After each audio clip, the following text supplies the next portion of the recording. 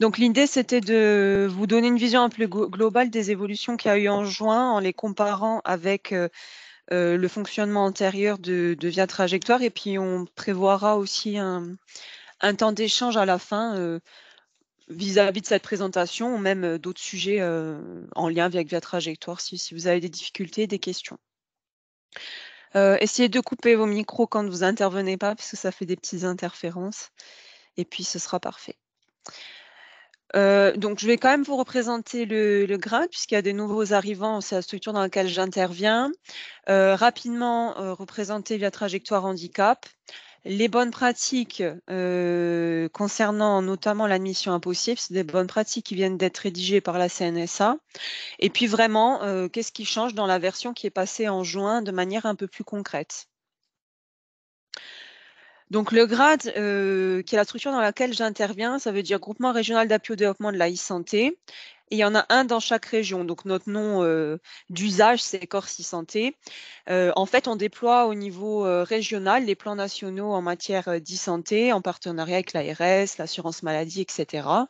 Et concrètement, ça se concrétise par des outils comme Via Trajectoire, par exemple, pour lesquels on assure la formation, la création de supports d'aide, et puis aussi d'autres outils comme la messagerie sécurisée de santé et des projets pour le médico-social, notamment comme le collectif SI médico-social, qui va être une nouvelle instance pour vous renseigner et vous accompagner sur ces sujets.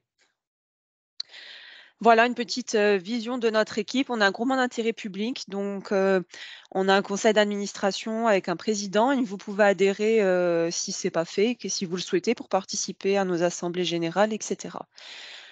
Voilà. Alors, un petit rappel sur Via Trajectoire Handicap, c'est un des 4 modules qui existent. Donc en Corse, on a le module sanitaire et handicap qui est déployé, pas encore le module TND ni le module grand âge. Ça viendra peut-être, on l'espère. C'est déjà pas mal d'avoir le sanitaire et le handicap. Le module handicap, c'est un module qui est bien implanté sur tout le territoire national.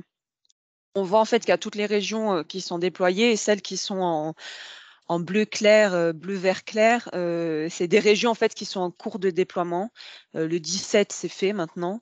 Et puis La Réunion, en fait, ils avaient historiquement un autre outil, mais ils sont en train de basculer sur Via Trajectoire Handicap, puisque c'est quand même un outil aussi qui est suivi et piloté par la CNSA. Au niveau de la feuille de route de Via Trajectoire, donc du G16 Sarah qui est éditeur de Via Trajectoire, en mars, on a eu une amélioration de la gestion des renouvellements. On va revenir rapidement dessus. Et on a eu une intégration des PCPE. Et on reviendra également dessus, puisque visiblement, il y a quand même des petites difficultés. Donc, j'approfondirai la question. Dans la version de juin, on a eu une amélioration de la gestion des admissions impossibles proposées. Une orientation vers les unités d'enseignement qui aurait dû être possible, mais qui a visiblement été reportée, et un remplacement au niveau de la géolocalisation du service. Donc ça n'a pas énormément d'impact pour vous. Avant, c'était le SIG Michelin. Maintenant, c'est des géoservices IGN. Il faudra simplement vérifier dans vos fiches établissement que la géolocalisation est logique et qu'elle n'ait pas bougé. Sur la version de décembre, donc c'est un prévisionnel, on aurait une intégration du dossier unique d'admission. Donc ça, c'est sur le portail usager de la trajectoire handicap, portail qu'on n'a pas encore activé sur la Corse. Et puis divers développements donc d'interopérabilité, c'est-à-dire de communication entre le logiciel de la MDPH, le logiciel des ESMS, donc votre dossier usager et Via Trajectoire, mon espace santé. Voilà, ça fait de grandes évolutions, mais qui sont en cours d'évaluation, notamment par Via Trajectoire et au niveau national avec la CNSA, etc. Alors, les bonnes pratiques en termes d'admission impossible proposée, donc ça, c'est l'introduction d'une fiche qui a été faite par la CNSA et qui rappelle que tout établissement en fait obligation de donner une réponse à une notification d'orientation et d'informer la MDPH s'il y a un refus d'admission. Donc, c'était vous rappeler en fait que désormais, l'outil à privilégier pour cette communication, c'est via Trajectoire, puisque la MDPH a aussi accès et l'utilise.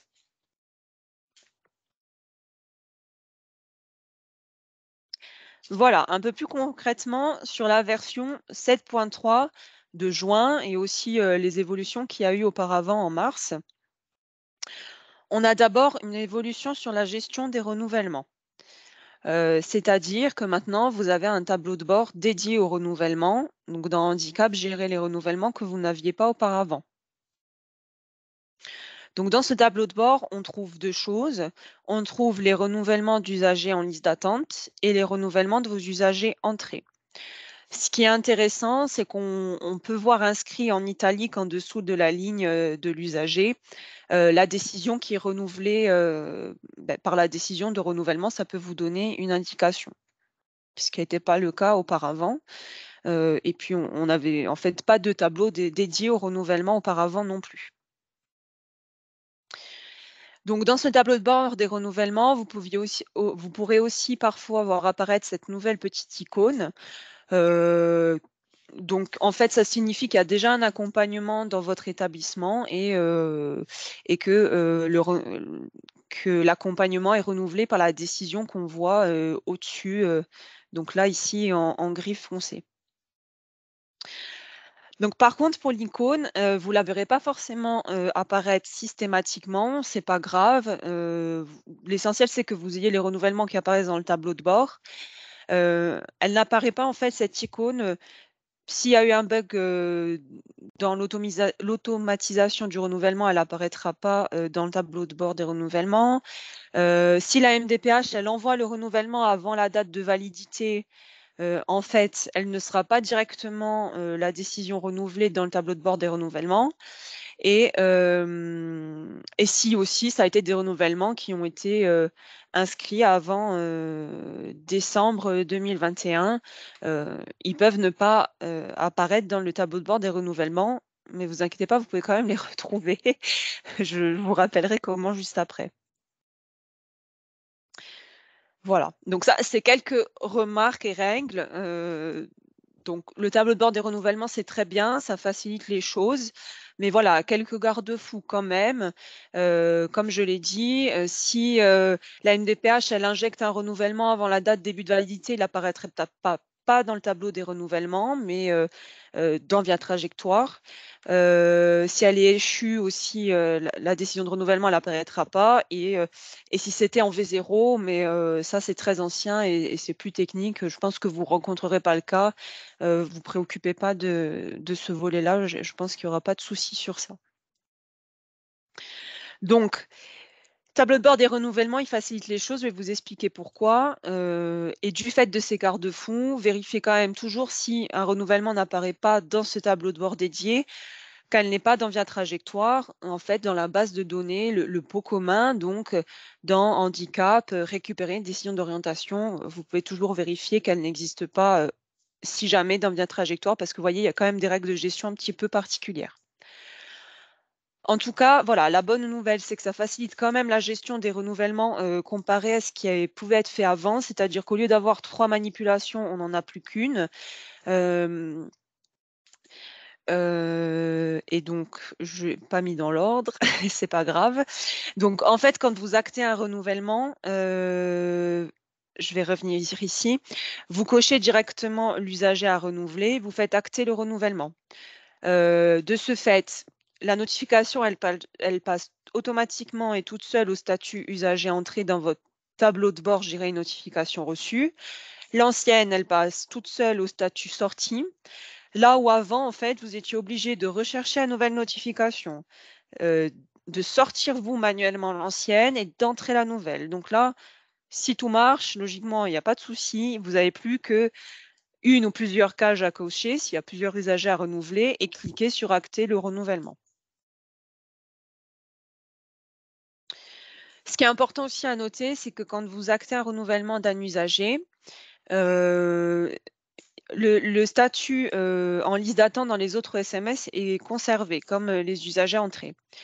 Et Par contre, au bout de 10 jours, les établissements, qui avaient, l'usager, arrivé dans leur onglet «Notifications envoyées ou lues», verront, la notification s'annuler au bout de 10 jours. Bah, oui, parce que ça n'a plus de sens de la traiter vu que l'usager est entré, ailleurs. Et par contre, sur la liste d'attente, c'est maintenu parce que ça peut avoir son sens. Peut-être que l'établissement, qui est en capacité, d'admettre l'usager n'est pas le plus près géographiquement, n'est pas celui qui correspond le mieux à ses besoins et donc il y a un maintien en liste d'attente, sur un autre établissement nécessaire. Donc quand, l'usager a finalement été, admis ailleurs, via un renouvellement, ce que vous verrez, c'est cette icône, donc la croix rouge, qui vous indique en fait qu'il y a eu une annulation automatique, de la notification chez vous et vous pourrez voir en fait, si l'usager a été admis ailleurs, a trouvé, une solution ailleurs. Mais attention, c'est au bout de 10 jours, que vous aurez cette annulation automatique. Donc, vous, si vous voulez retrouver, pendant ce laps de temps, votre usager, finalement, vous serez quand même en capacité de voir, ce qu'il est devenu en le recherchant dans votre, tableau de bord, donc via accès rapide, donc la recherche vraiment qui est dédiée à votre tableau de bord. Donc là, on a l'exemple de Brel Théo. Donc par exemple, l'ESAT 1, il a, entré Brel Théo, il a acté son renouvellement. L'ESAT 2, il avait effectué un contact pour avoir un petit peu des précisions sur sa situation et puis on voit qu'il apparaît plus, dans les contacts effectués ou qu'il y a, la croix rouge en fait d'annulation automatique et mais c'est pas grave puisque quand on recherche Brel Théo dans notre accès rapide, on le retrouve et on voit en effet qu'il y a bien eu une annulation automatique et si on a besoin, parce qu'on sait peut-être qu'il faut le mettre en liste d'attente chez nous et que c'est justifié, on peut en fait réactiver la notification. Donc comment on la réactive? Quand on fait la recherche ici, on voit, monsieur Brel, qui ressort, on voit que ça a été annulé et on peut venir double-cliquer sur la ligne et il y a cette pop-up qui va s'afficher et on choisit finalement, de maintenir la notification et de ne pas être soumis au statut d'annulation automatique. Voilà pour ça. J'ai prévu un temps de questions à la fin, donc hésitez pas à les noter si vous en avez. Ensuite, la deuxième grande évolution, c'est la gestion des admissions impossibles, du statut admission impossible. Alors un petit rappel de pourquoi c'est important de signaler l'admission impossible. C'est aussi pour mettre en visibilité de la MDPH, des usagers qui relèvent, d'une situation, à risque ou de rupture de parcours, par exemple. Pour les MDPH, il faut savoir qu'elles sont censées valider ou non l'admission impossible parce que justement, pour être en repérage d'un usager, qui serait en rupture de parcours, qui n'aurait pas de solution. Donc les évolutions sur ce statut, c'est toujours la même icône, c'est le petit rond orange barré. C'est une petite évolution. Au lieu de l'appeler admission impossible proposée, ça devient admission impossible signalée, donc ça change pas énormément pour vous en pratique, c'est toujours la même philosophie d'utilisation. Hem, une autre évolution, c'est qu'avant, quand vous mettiez un usager au statut admission impossible, il atterrissait dans l'onglet sans suite automatiquement. Non, il va maintenant atterrir, pardon, dans l'onglet sans suite. Et non plus, dans l'onglet contact effectué. En fait, la mission impossible, se retrouvait dans contact effectué, ce qui n'était pas forcément, très logique. C'est beaucoup plus logique d'avoir, le statut, admission impossible, signalé dans l'onglet, sans suite puisque, bah, en effet, c'est une notification qui est sans suite pour vous, pour l'établissement. En revanche, la troisième évolution, c'est une évolution qui va avoir un impact très important pour vous. C'est que la CNSA a rappelé, dans sa fiche pratique, qu'on transférera aussi, dans une newsletter avec, le replay de cette séance.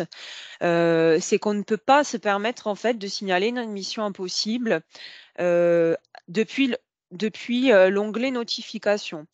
Pourquoi? Parce que quand on a un onglet notification, la notification, elle a juste été envoyée ou lue, mais il n'y a pas eu de vrai contact avec l'usager pour essayer d'avoir des renseignements sur sa situation et être sûr que l'admission impossible est justifiée.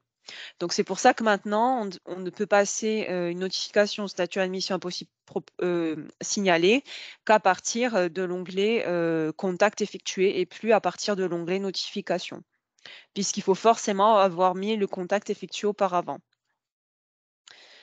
Vous pouvez toujours annuler aussi un signalement d'admission impossible si vous vous êtes trompé ou si vous avez des informations après.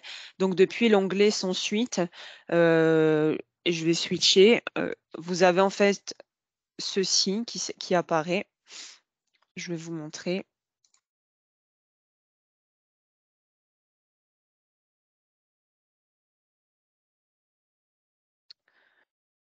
Hop. Donc c'est une plateforme de formation, hein. Il n'y a pas les noms cachés, mais il n'y a pas de souci, c'est que des noms fictifs. Est-ce que j'en avais fait un d'avance? Donc voilà. Donc si jamais on s'est trompé, on peut cliquer ici pour réactiver la notification et annuler l'admission impossible signalée. Idem pour l'annulation automatique, je peux réactiver l'annulation automatique. Donc il y a toujours des motifs à saisir, hein, et si jamais le motif ne correspond pas trop, vous pouvez repréciser de toute manière dans le commentaire, dans la précision.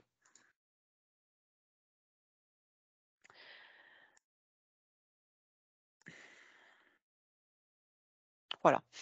Ce qui est important au niveau de l'admission impossible signalée, donc c'est un signalement en fait à la MDPH, c'est de vous dire que la MDPH, elle a plusieurs solutions. Soit elle accepte, soit elle la refuse, soit elle analyse.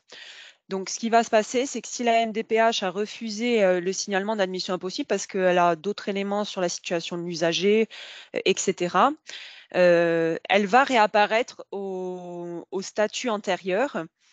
En fait, là, par exemple, elle est retournée au statut notification lue, mais on voit qu'il y a l'admission impossible qui est juste derrière le statut notification lue qui est l'œil. Donc, ça fait des statuts un petit peu hybrides. Donc, généralement, quand on a le rond orange barré en plus d'un autre statut, c'est qu'il y a eu une réponse vis-à-vis cette admission impossible. L'autre cas de figure possible, c'est que vous observiez à côté de la ligne, un petit drapeau rouge dans votre onglet sans suite. Donc ça veut dire que la MDPH, elle est en train d'analyser la proposition d'admission impossible signalée. Et enfin, la dernière possibilité, c'est que le rond barré devienne rouge. Et ça veut dire que l'admission impossible, elle a été entérinée, donc validée par la MDPH, qui a compris la situation et qui va dans le même sens que l'établissement. Ce qu'on vous transférera aussi, c'est une fiche de bonne pratique sur les motifs justifiant l'admission impossible. Donc là, c'est quelques exemples. Donc c'est la CNSA qui a fait cette fiche, hein. C'est essayé pour chaque motif d'admission impossible. Vous vous souvenez, il y a plusieurs motifs qui apparaissent dans Via Trajectoire qui sont prédéfinis. C'est essayer d'apporter des précisions dans les commentaires.